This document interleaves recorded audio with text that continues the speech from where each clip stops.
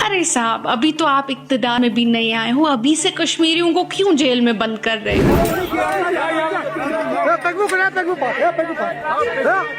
इनके लोग तैनात थे जो धक्का मार रहे थे बुजुर्ग औरतों को, हमारी माओं बहनों को। वही देख रहे हो आप, क्या चलाएगा अल्ताफ बुखारी कश्मीर को? बिना परमिशन के आप चीजें कर रहे हो, कैसे इससे लपेटा हुआ है? परमिशन अल्ताफ बुखारी साहब जैसे लोगों को नहीं चाहिए होता है, वो ही सरकार है इस टाइम पे, सरकार ही वो है, तो उनको क्या परमिशन चाहिए? अमित शाह साहब एक पैराग्राफ बोलते हैं, यहाँ से अल्ताफ बुखारी साहब बिल्कुल उसी पैराग्राफ को बोलते हैं, तो हूबहू सेम बातें की जा रही हैं।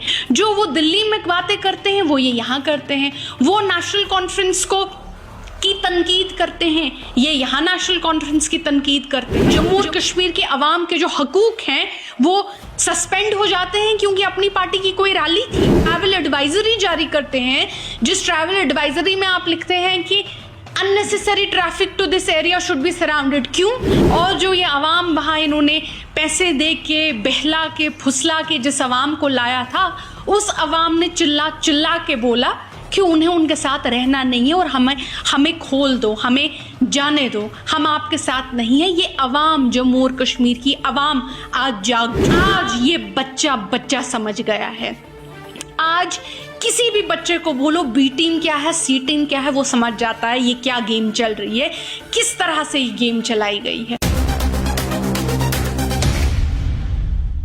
तो अल्ताफ बुखारी साहब, सजाद लोन साहब, ये इतनी सारी जो ये लोग जिनको जो नई सियासतदान आर्टिकल 370 एब्रोगेशन के बाद इनकी पार्टियां, इनके लोग, अभी तो ये लोग इक़्तिदार में भी नहीं आए हैं और अभी आप पावर में भी नहीं आए हो, आप अभी से कश्मीरियों को जेल में बंद कर रहे हो। वहाँ मैंने देखा वहाँ की वीडियोस जहाँ एक आम बुजुर्ग लोगों को जेलों में बंद कर दिया गया था, उनको बाहर निकलने नहीं दिया जा रहा था।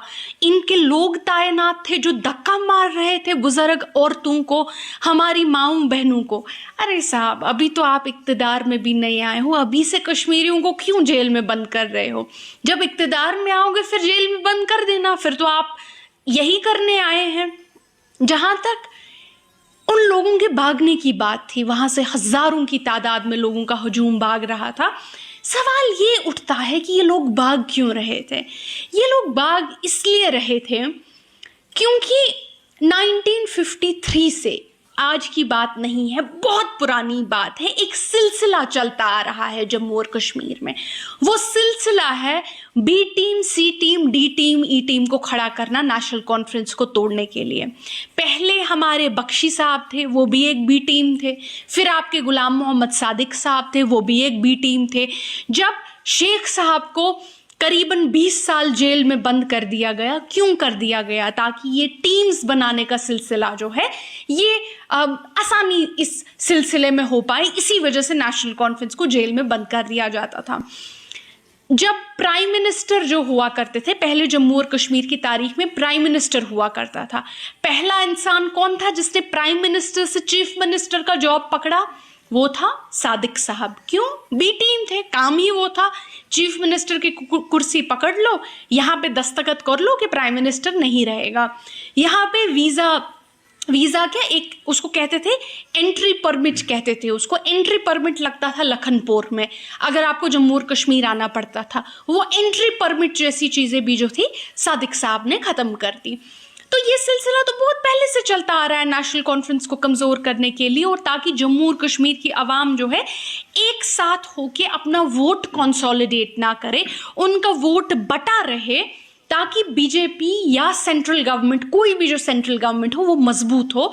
और जम्मू और कश्मीर में ऐसी कोई गवर्नमेंट पावरफुल ना, एक गवर्नमेंट पावरफुल ना बने जो सेंटर के साथ नेगोशिएट कर पाए यहाँ के पावर्स के लिए, फेडरल स्ट्रक्चर को मजबूत करने के लिए, और यहाँ के लोगों को का हक जो है उनके वो मांगने के लिए। बहुत अच्छी बात जो आप जैसे जर्नलिस्ट की वजह से, जो सोशल मीडिया की वजह से एक रेवोल्यूशन आया, ये चीज़ जो 1953 से चलती है जम्मू और कश्मीर में, आज ये बच्चा समझ गया है। आज किसी भी बच्चे को बोलो बी टीम क्या है, सी टीम क्या है, वो समझ जाता है ये क्या गेम चल रही है, किस तरह से ये गेम चलाई गई है। और जो ये अवाम वहाँ इन्होंने पैसे दे के, बहला के, फुसला के जिस अवाम को लाया था, उस अवाम ने चिल्ला चिल्ला के बोला कि उन्हें उनके साथ रहना नहीं है और हमें खोल दो, हमें जाने दो, हम आपके साथ नहीं है। ये अवाम, जम्मू और कश्मीर की अवाम आज जाग चुकी है। जम्मू और कश्मीर में जो परमिशन की बात होती है, परमिशन तो आप जैसे और हमारे जैसे लोगों को परमिशन लेना पड़ता है। परमिशन तो आप जैसे और हमारे जैसे लोगों का कैंसिल हो जाता है। जब अभी हाल ही में उमर अब्दुल्ला साहब तकरीर करना चाहते थे करगिल में डाक बंगले की, हमारे चेयर्स उठाई गई, हमारे हाथों से माइकें छीनी गई, वहां टेंट उठाए गए कि परमिशन नहीं है, आप डाक बंगला यूज नहीं कर सकते। कि कॉरपोरेशन कहती है परमिशन नहीं है तो हम घर गिरा देंगे।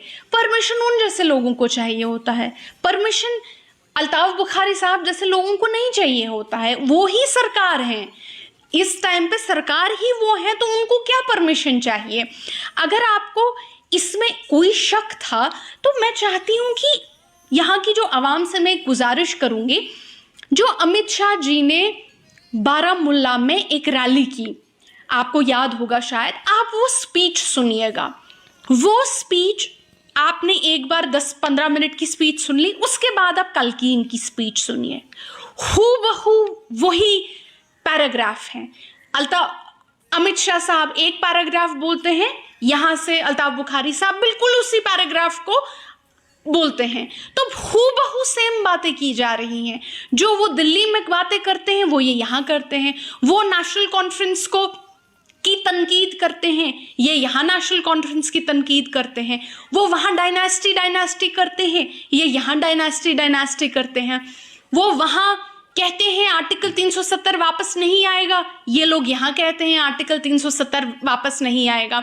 वो लोग वहां संबित पात्रा टेलीविजन पे कहते हैं कि इतना सारा खून बहा जम्मू और कश्मीर में, आप लोगों को क्या मिला, हम जो है वो बड़ा नेशनलिस्टिक जिंगोइस्टिक बयान देते हैं।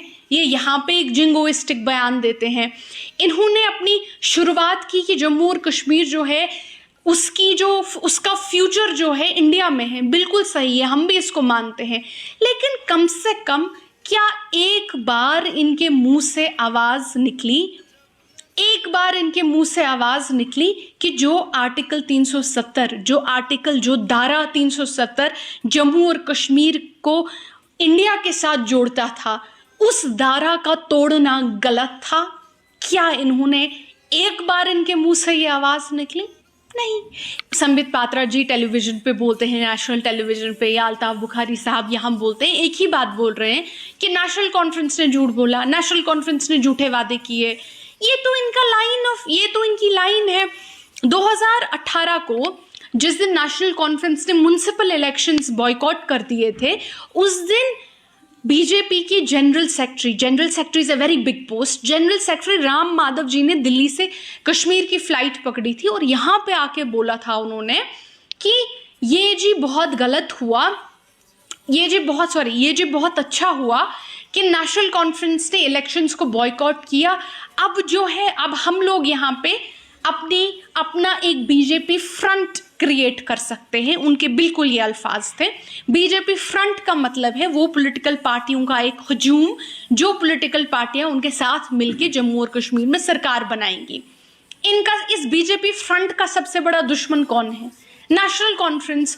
तो आपको हैरानी क्यों होती है अगर अमित शाह जी या संबित पात्रा जी या बीजेपी के स्पोक्स पर्सन जो चीज बोलते हैं बिल्कुल हूबहू वही चीज जम्मू और कश्मीर में उनकी बी टीम्स, सी टीम्स, डी टीम्स दोहराती हैं। इनका तो प्लान है एक बीजेपी फ्रंट बनाना। उन्होंने तो बाज़ाबिता, मैं चाहती हूं आप द हिंदू अखबार पढ़े नवंबर 9, 2018 का, उसमें बाज़ाबिता तौर पे उन्होंने, जनरल सेक्रेटरी ने बीजेपी के राम माधव साहब ने बाज़ाबिता तौर पे कहा है कि वो एक फ्रंट बनाएंगे, एक बीजेपी फ्रंट बनाएंगे जहां ये पार्टीज उनके साथ रहेगी। तो इसमें आपको हैरानी क्यों होती है? ये तो चाहते हैं कि नेशनल कॉन्फ्रेंस रास्ते से हट जाए, क्योंकि नेशनल कॉन्फ्रेंस जिस दिन रास्ते से हटेगी उस दिन ये लोग और बीजेपी साथ में मिलके यहाँ पे एक परमानेंट गवर्नमेंट बना लेंगे। तो इनको ना तो परमिशन की जरूरत है, इनको ना तो उन चीज़ों की ज़रूरत है जो आपको और मुझे आम लोगों को ज़रूरत है। इनको अगर किसी एक चीज़ की ज़रूरत है, वो सिर्फ यहाँ के लोगों को बेवकूफ़ बनाने की ज़रूरत है, और वो बन नहीं रहे। यहाँ की आवाम आपने देखा कैसे गेट उनको धक्का मार रही थी और कह रही थी हमको आपकी रैली में नहीं बैठना। यहाँ की आवाम ने तो, इलेक्शन तो दूर की बात साहब, यहाँ की आवाम ने तो उसी दिन जवाब दे दिया। और सबसे अहम बात, हम लोग घास खाएंगे, जम्मू और कश्मीर की आवाम, हम लोग पत्थर खाएंगे, घास खाएंगे, लेकिन बेगैरती का नहीं खाएंगे। कम से कम जम्मू और कश्मीर की आवाम इसके साथ है। वहाँ की आवाम ने भी साफ साफ तो तौर पे उनसे कह लिया कि हम लोग बेगैरती का नहीं खाएंगे, गेट खोलो, हमें निकलना है। शर्म की बात थी कि अगर इनको एक रैली करानी भी थी, मुझे समझ नहीं आता कि हमारी जो देश की सरकार है, बीजेपी गवर्नमेंट, उसको क्या पड़ी थी कि आपने स्कूल तक बंद कर दी है, आपने दुकानें तक बंद कर दी, आपने पटरी वालों की दुकानें तक बंद कर दी। मैं बीजेपी गवर्नमेंट से सवाल करना चाहती हूँ कि क्या आप और अपनी पार्टी उन लोगों को खाना देंगे शाम के लिए? इतने सारे हमारे मजदूर तबका लोग हैं, मजदूर पेशा लोग हैं, जो सुबह जाते हैं, दिन को 4 रुपए कमाते हैं, वही आके शाम को अपने घर वालों को खाना खिलाते हैं। क्या आप लोग, बीजेपी की गवर्नमेंट और अपनी पार्टी मिलकर इनको पैसे देगी? क्या आप उनका स्कूल चलाएंगे? आप उनका घर चलाएंगे? ये किसने हक दिया है हमारी इन सरकारों को कि आप एक पॉलिटिकल रैली के लिए लोगों का रोजगार छीन लेते हैं? ऐसा तो कोई नेचुरल डिजास्टर था नहीं। आप ट्रैफिक मैनेजमेंट नहीं करते हैं, आप लोगों के दुकानें बंद कर देते हैं, आप स्कूल बंद कर देते हैं, आप ट्रैवल एडवाइजरी जारी करते हैं, जिस ट्रैवल एडवाइजरी में आप लिखते हैं कि unnecessary traffic to this area should be surrounded. क्यों? क्या जम्मू और कश्मीर के अवाम के जो हकूक हैं वो सस्पेंड हो जाते हैं क्योंकि अपनी पार्टी की कोई रैली थी? तो ये एक शर्मनाक बात थी जिस तरह बीजेपी गवर्नमेंट जो है उसने यहाँ के लोगों की सिविल लिबर्टी को सस्पेंड कर दिया। यहाँ के लोगों को कहा कि आप इधर नहीं जा सकते, स्कूलों में ये नहीं कर सकते, पटरियों को रहने नहीं दिया, लोगों के रोजगार पे हाथ मारा सिर्फ इस वजह से कि उनकी रैली थी। तो ये तो कभी होना भी नहीं चाहिए। लेकिन ट्यूशन क्या है, रूल्स क्या है, प्रोसीजर क्या है, we have seen the BJP doesn't follow that. उन्होंने अपना रूल बना लिया कि we have the power and we will do whatever we want.